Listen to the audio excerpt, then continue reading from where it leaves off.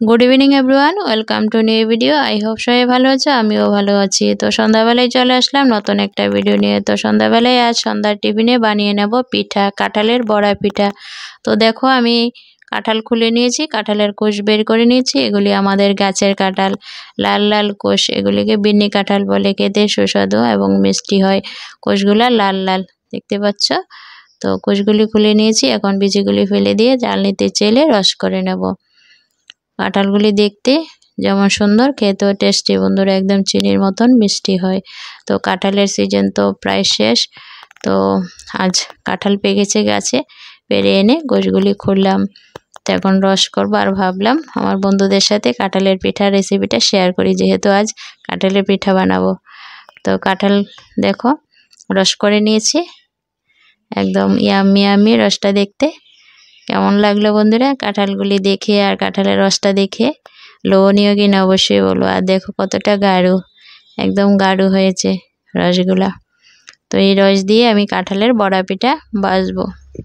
তো বন্ধুরা আজ কাঁঠালের রস দিয়ে কিভাবে কাঁঠালের বড়া পিঠা বাচ্ছি সেই রেসিপিটাই তোমাদের সাথে শেয়ার করতে চলে আসলাম আর কি। কাঁঠালের রস তো রেডি হয়ে গেছে, কাঁঠালের রসের সাথে আর কি কি উপকরণ লাগছে সেগুলি দিয়ে কিভাবে বড়াগুলি বাচ্ছি চলো দেখতে থাকো। এই তো একটা বাটির মধ্যে আমি নিয়েছি পরিমাণ মতো সুজি, ময়দা, চালের গুঁড়া আর চিনি। তো চিনিটাই দেখা যাচ্ছে, সুজি, ময়দা, চালের গুঁড়া নিচে পড়ে আছে। যাই হোক, একসাথে নিয়ে নিয়েছি বাটিতে। এখন সামান্য লবণ দেব, লবণটা দিয়ে তারপরে মিক্সড করে নেব। এই তো লবণ দিয়ে দিলাম। এখন হাতের সাহায্যে সব কিছু উপকরণ একটু মিশিয়ে নিচ্ছি। মিশিয়ে নিয়ে তারপর এই যে কাঁঠালের রস দিয়ে অল্প অল্প করে ব্যাটারটা রেডি করব পিঠার আর কি। তো অল্প রস প্রথমে দিচ্ছি, তারপর চামচ দিয়ে মেশাবো। তো বন্ধুরা এক হাতে মোবাইল, এক হাতে চামচ দিয়ে নাড়াচাড়া করতে অসুবিধা, চলো একদম হাতে ভালো করে মেখে ব্যাটারটা নিয়ে আসছি। এতে বন্ধুরা ব্যাটারটা হাতের সাহায্যে ভালো করে কাঁঠালের রস দিয়ে মেখে রেডি করে নিয়েছি। পিঠার জন্য ব্যাটার রেডি হয়ে গেছে। খুব সুন্দর হয়েছে মাখাটা, দেখতে পাচ্ছ দারুণ হয়েছে মাখা জোগাটা। পিঠার ব্যাটার একদম রেডি পিঠা বানানোর জন্য। তারপর একটু দিয়ে দিলাম বেকিং পাউডার, বেকিং সোডা, পিঠাগুলি সফট নরম তুলতুলে হবে। তারপর এগুলি দিয়ে আবারও মেখে নিয়েছি ভালো করে। ব্যাটারটা একদম রেডি, একটু রেস্টে রেখে দিলাম। রেস্ট থেকে 10 মিনিট পর ঢাকাটা তুলে এখন আবার চলে আসলাম পিঠা ভাজবো। তো তার জন্য ব্যাটারটা খুব সুন্দর হয়েছে। আর এদিকে আমি তেলটাও বসিয়ে রেখেছি, তেলটা গরম হয়ে গেছে প্রায়। তো দিয়ে দেব এখন বড়ার আকারে তেলের মধ্যে গরম গরম ছাড়বো। এই তো বড়া পিঠাগুলি দিয়ে দিলাম। তো বন্ধুরা পিঠাগুলি দিয়ে দিলাম, এখন উল্টিয়ে পাল্টিয়ে ভেজে নেব। দেখো বেকিং পাউডার, বেকিং সোডা দেওয়াতে পিঠাগুলি ফুলকো ফুলকো হচ্ছে আর দেখতে বেশ সুন্দর লাগছে। দেখো লাল লাল করে ভেজে নেব পিঠাগুলি। আর সন্ধ্যার টিফিনে জাস্ট জমিয়ে চায়ের সাথে কাঁঠালের বড়া পিঠা দিয়ে খাওয়া দাওয়া হবে। কার কার পছন্দ কাঁঠালের বড়া পিঠা খেতে অবশ্যই কমেন্টে জানিও, বেশ ভালো লাগে খেতে। এই তো কিছু হয়েছে, আবারও কিছু দিয়ে দিলাম।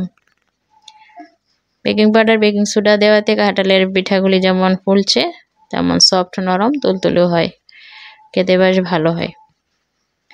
তো পিঠাগুলি একে একে ভাজবো বন্ধুরা। থ্যাংক ইউ বন্ধুরা এই পর্যন্ত ভিডিওটা দেখে সাপোর্ট করার জন্য। খুব সুন্দর লাগছে বন্ধুরা, দেখো ফুলকো ফুলকো পিঠা। পিঠা ভাজতেও ভালো লাগে, খেতেও ভালো লাগে বলো।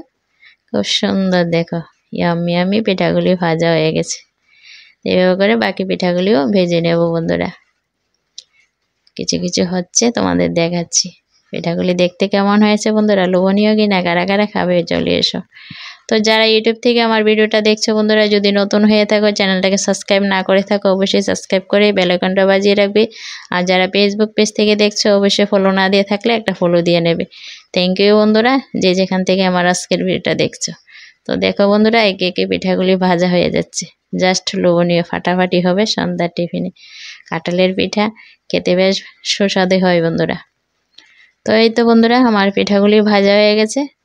আর কাঁঠালের পিঠার রেসিপিটা তোমাদের সাথে শেয়ার করলাম, অবশ্যই জানাবে কমেন্টে কেমন লাগলো। একদম সিম্পলি কাঁঠালের পিঠা বানানো, তো সেই রেসিপিটাই শেয়ার করলাম।